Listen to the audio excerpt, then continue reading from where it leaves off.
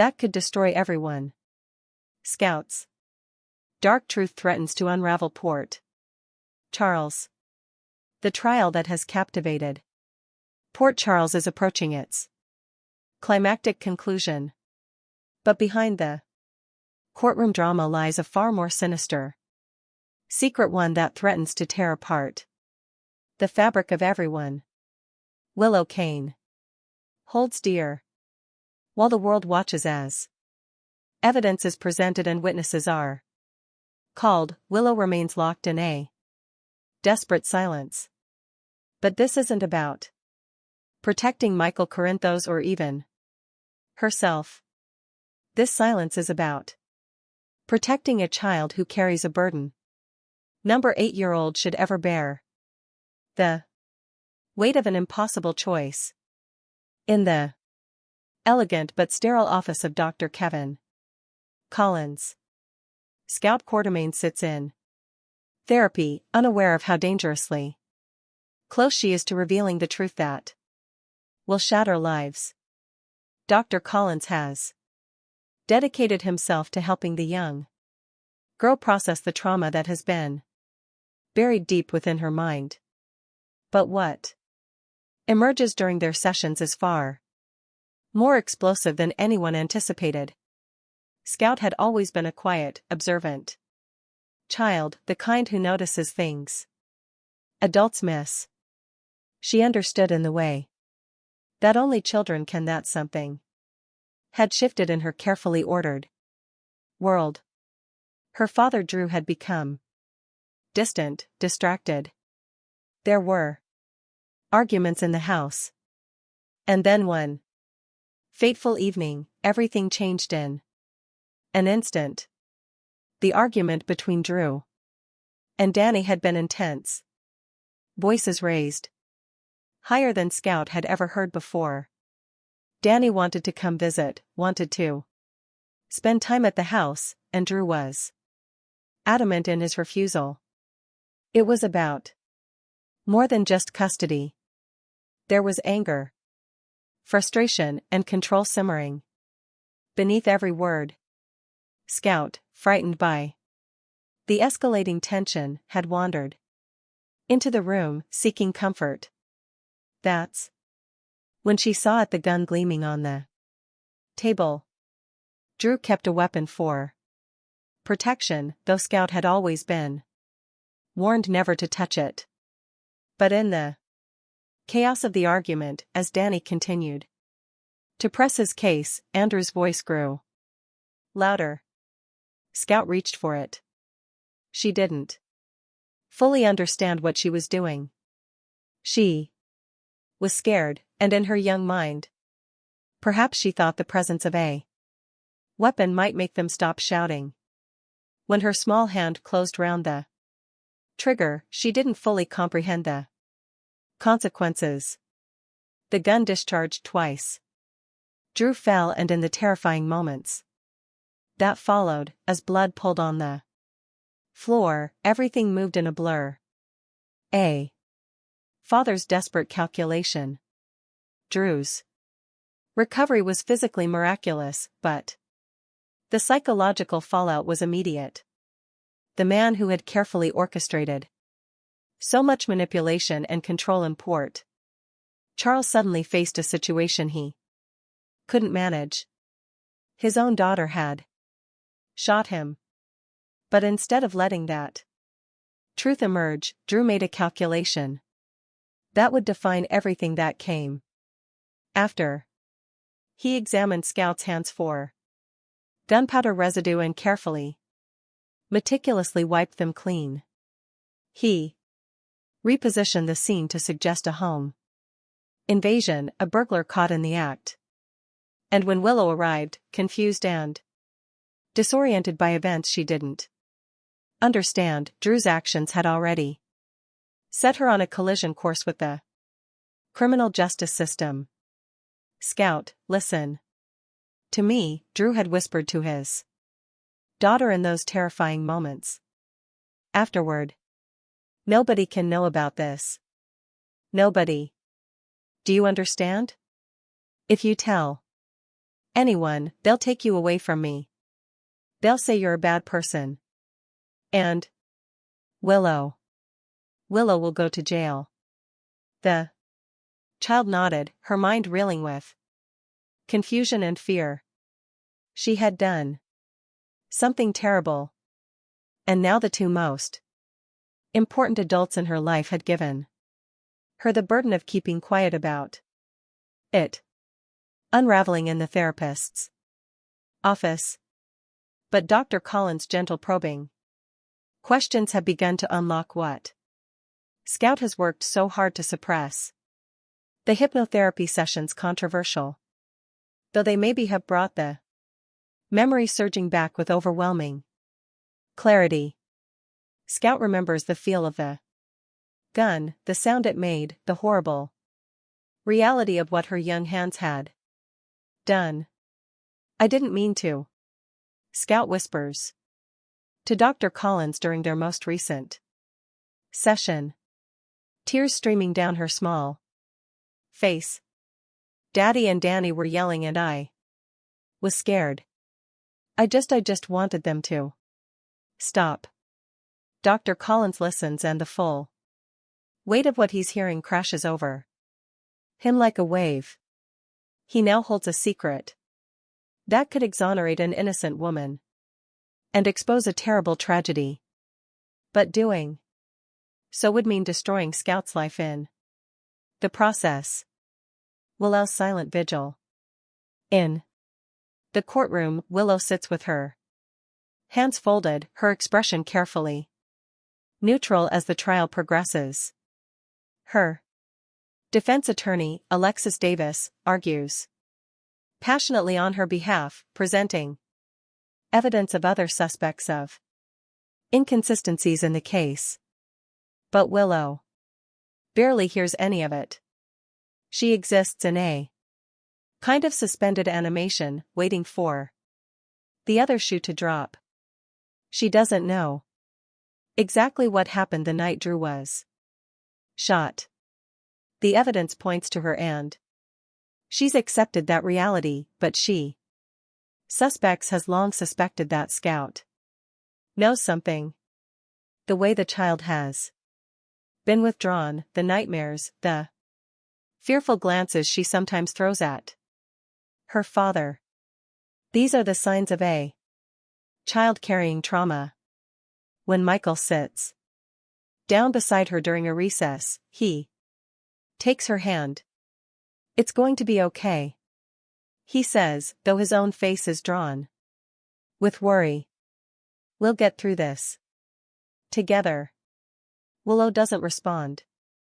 She can't tell him the truth. Not yet.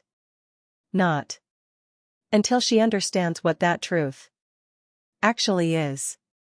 But in her heart, she knows that her silence isn't really protecting Michael. It's protecting Scout, the small, innocent girl who has been caught in the web of adult cruelty and circumstance. The impossible dilemma. Dr. Collins faces an ethical minefield. As a therapist, he's bound by confidentiality. Yet, he also holds information that could prove Willow's innocence.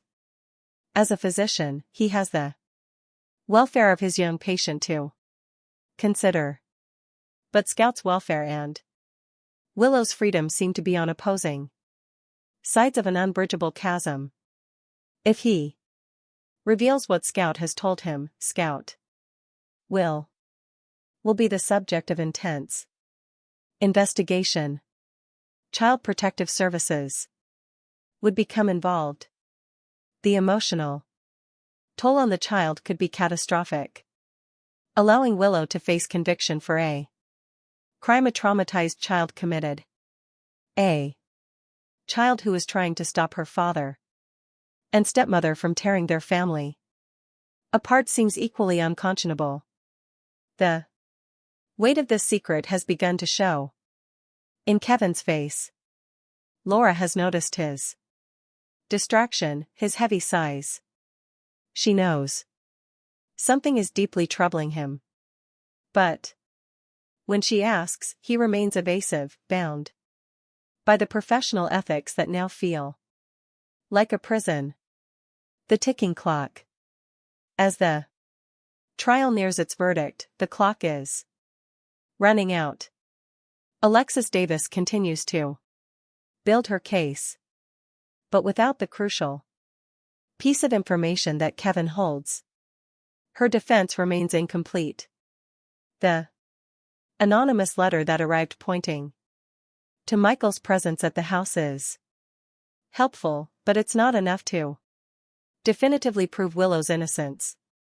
Willow knows that the verdict could come at any moment. She prepares herself for the possibility of conviction, of prison time, of losing years with Michael and the life they've built together.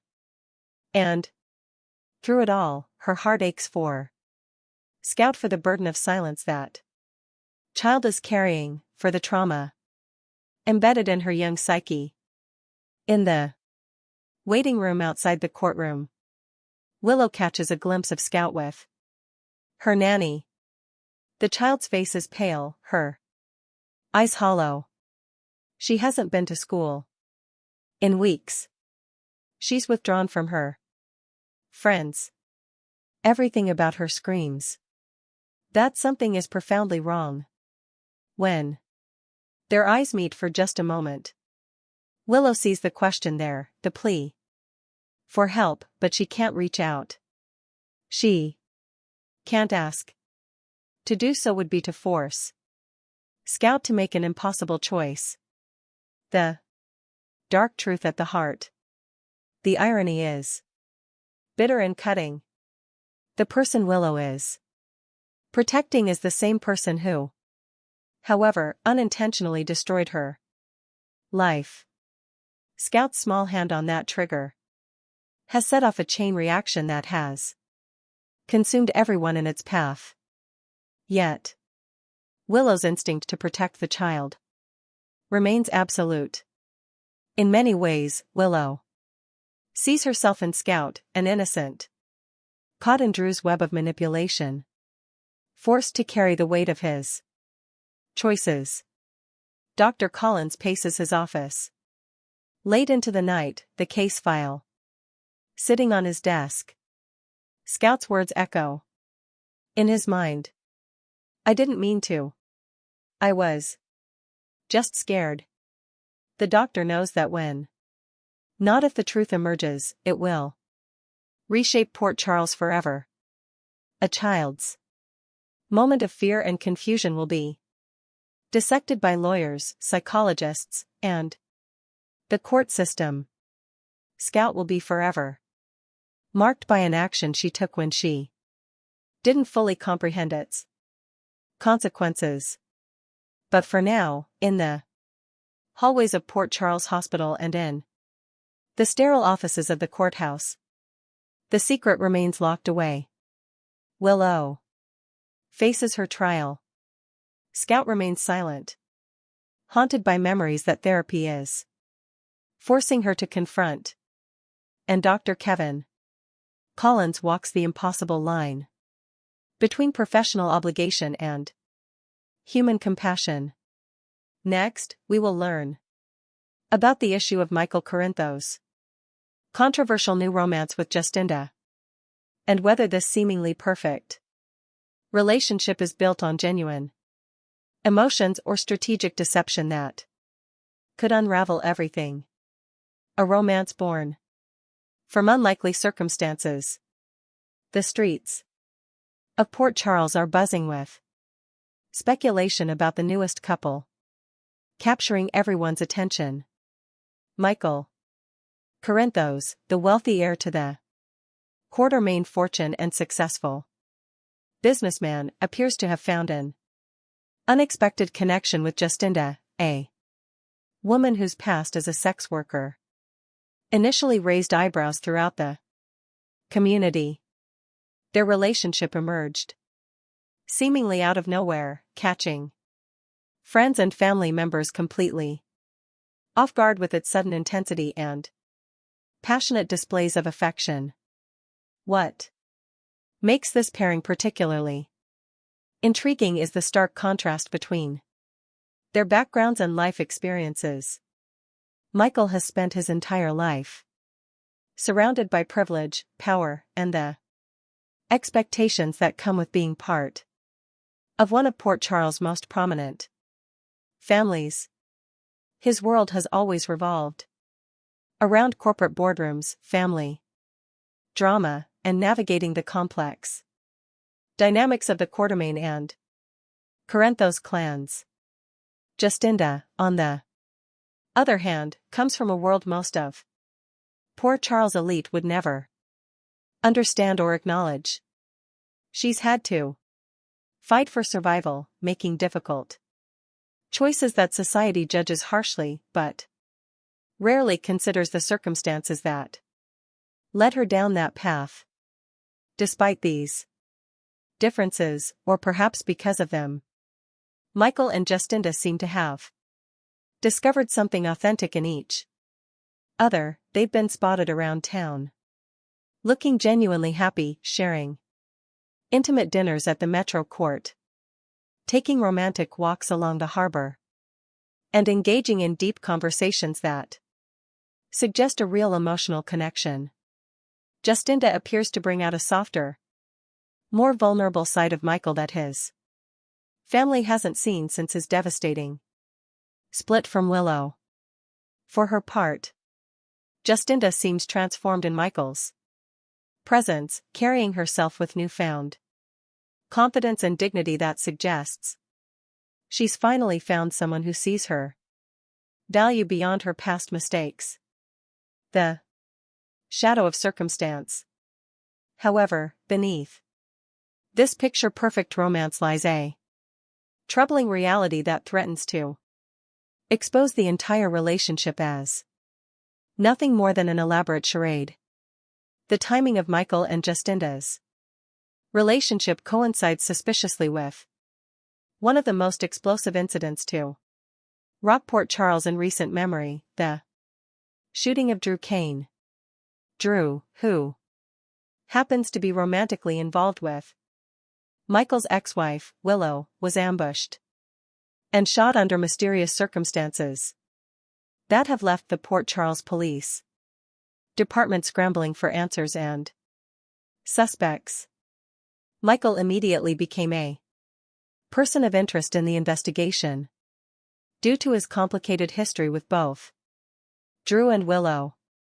The bitter feelings surrounding his failed marriage, the custody battle over his children, and the public humiliation of Willow's very public affair with Drew created a perfect storm of motive that investigators couldn't ignore. The police needed to establish Michael's whereabouts during the critical window when the shooting occurred. And that's precisely where Jacinda enters the picture in a way that seems far too convenient to be coincidental. According to both Michael and Jacinda's testimonies to the authorities, they were together during the entire evening when Drew was shot. They claimed to have been enjoying a private romantic evening at Michael's penthouse, completely absorbed in each other's company and oblivious to the violence unfolding elsewhere in Port Charles. Their alibi appears airtight on the surface, providing Michael with the protection he desperately needs to avoid being charged with attempted murder. But the question that keeps nagging at everyone who knows this situation is whether this alibi represents the truth or an expertly crafted lie designed to keep Michael out of prison. The complexity of truth and deception. What complicates matters even further is that Jacinda apparently started out willing to lie for Michael, understanding that he needed her help to establish his innocence. She agreed to tell investigators that they were together, providing him with the alibi he required regardless of whether it was true. This willingness to commit perjury For someone she barely knew, raises serious questions about what Michael might have offered her in return.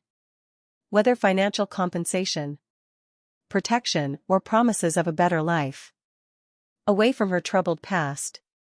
Yet, as time has passed and Michael and Justinda have continued their relationship, something unexpected appears to have developed between them.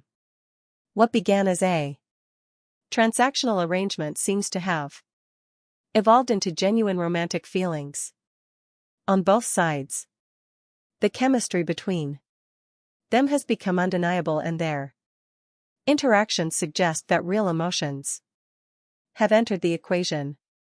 This transformation makes their alibi simultaneously more believable and more ethically complicated.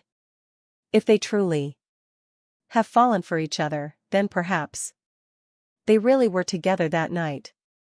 But if feelings developed after the fact, it means they're now maintaining a lie that has become intertwined with authentic emotions, creating a dangerous web of deception that could destroy them both. The stakes couldn't be higher for everyone involved in this tangled situation. If Willow is ultimately convicted of being involved in Drew's shooting or any other crimes, Michael stands to gain everything he lost in their divorce. He would have the upper hand in their custody battle, potentially securing primary custody of their children.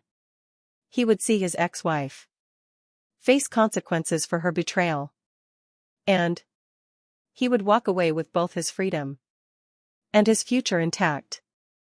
And in this scenario, where does Jeanda fit? Is she the woman who saved him, the love he found in his darkest hour? Or is she just another casualty in the ongoing war between Michael and Willow, a pawn who served her purpose and will be discarded once she's no longer useful? Tracy's intuition raises red flags. Enter Tracy Quartermain, the sharp-eyed matriarch who has seen and survived more schemes, plots, and manipulations than most people could imagine in several lifetimes. When Tracy first encountered Justinda and observed her interaction with Michael, her legendary instincts immediately told her something wasn't adding up.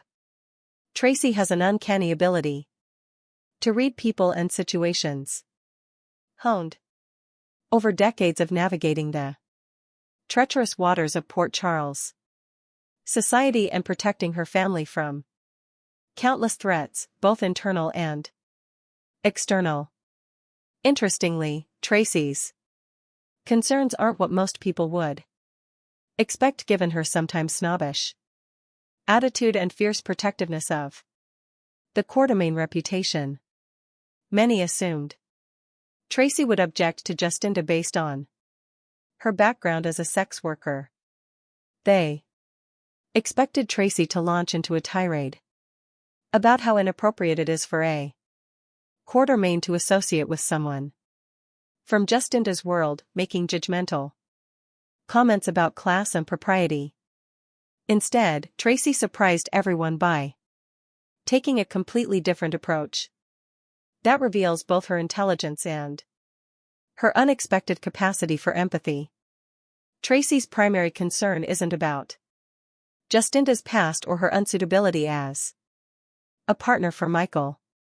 Rather, Tracy believes that Justinda is the victim in this situation and that Michael is the one engaging in manipulation. Tracy sees a young woman who is vulnerable, probably desperate for stability and acceptance, and possibly being used by her great-nephew for his own purposes. This perspective shows a more nuanced understanding than anyone gave Tracy credit for. She recognizes that people like Justinda often end up in sex work because of circumstances beyond their control and that they deserve compassion. rather than condemnation. Her worry is that Michael is exploiting Justinda's vulnerability for his own benefit, without truly caring about what happens to her. Tracy didn't keep her suspicions to herself. In typical Tracy fashion, she confronted Michael directly, pulling him aside for a serious conversation about his relationship with Justinda. She demanded that he be honest with his new girlfriend about his true intentions and feelings. Tracy warned him that using someone in this way is not only morally wrong but also dangerous, as lies have a way of unraveling at the worst possible moment. She made it clear that she's watching the situation closely and won't stand by while Michael potentially destroys an innocent person's life for his own convenience. Michael's defense and the question of truth. Michael, of course, denied Tracy's accusations vehemently. He insisted that his feelings for Justinda are completely genuine and that he's not manipulating or using her in any way.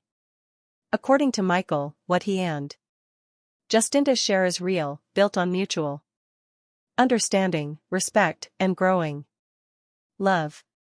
He claimed to be offended by Tracy's insinuation that he would be so callous and calculating, pointing out that he's already been through enough pain with Willow and simply wants a chance to find happiness again with someone who truly understands and appreciates him.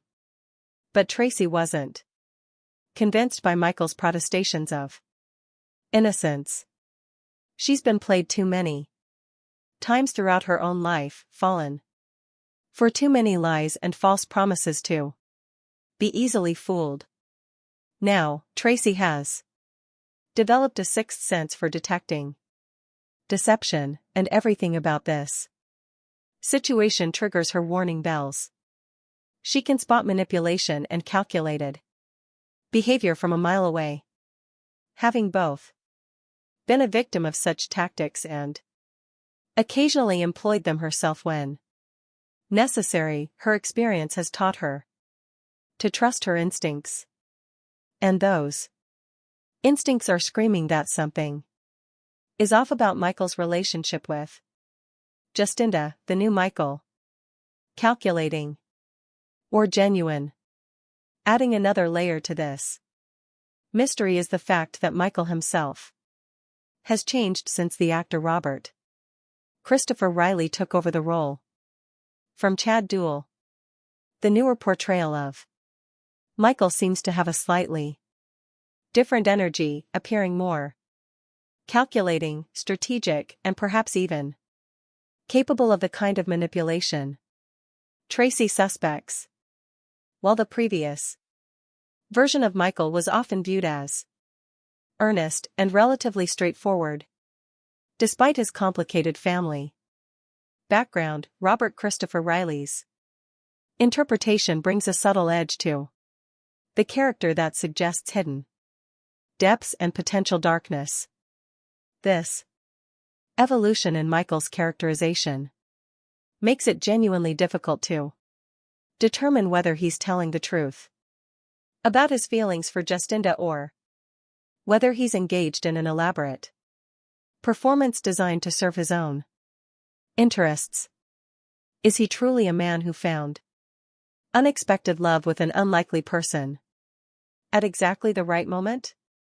Or is he a master manipulator who recognized Justinda's vulnerability and exploited it to create the perfect alibi while simultaneously undermining Willow's position in their ongoing battles? The jury remains out on Michael's true intentions, both literally in terms of the legal proceedings that may or may not result from the Drew shooting investigation, and figuratively in terms of public opinion about his character and motivations. Some people in Port Charles believe that Michael has found Genuine happiness with Justinda and that they should be given a chance to build their relationship without constant suspicion and judgment.